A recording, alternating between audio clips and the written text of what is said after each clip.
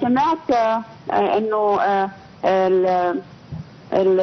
الخروف ده هيلقي خطاب. لا مش الخروف. الخروف بيمأمأ.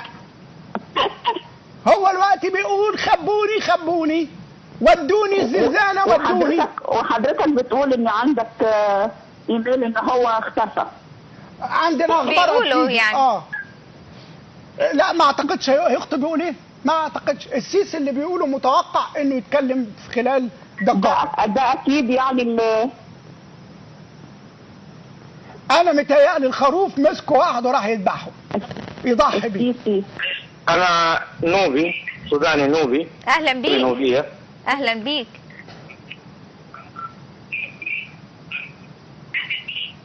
طيب انا طبعا بتفهم الجانب الشق السياسي من الموضوع، بس بعض الاتصالات اللي بتجيكم حقيقه فيها طابع يعني طائفي ديني سيء بصراحه، وانتم بتأيدوها. يعني الاستهزاء والضحك والتسميات يعني ما شبيهه بأقباط مصر ورجال الدين.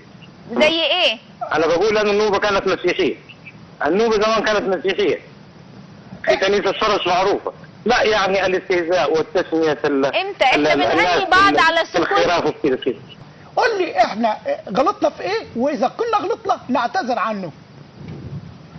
يعني انا بقصد بعض، يعني مثلا المعارضه السياسيه في الانتخابات في كذا، المرشح الفلاني المرشح كذا، كل شيء مقبول، بس التهزيء وتسميه الناس بالحيوانات وتشبيههم، يعني ده بيقلل من قدر الاطراف كلها. لا ما حصلش من هذا لا يليق. بالعكس ده بيصير. انا لحظه بس لو سمحت، انا بتكلم بصوت العقل. برضه هو قله الادب. هو لسانكم ما اتعظتوش. مكانك معاه. انتوا اللي وديتوا البلد في داهيه. انت قابض، انت واخد لك 200 جنيه وكيس رز عشان تطلع تقول الكلمتين دول. انا فاهمك. الاشكال دي خلاص انتهت.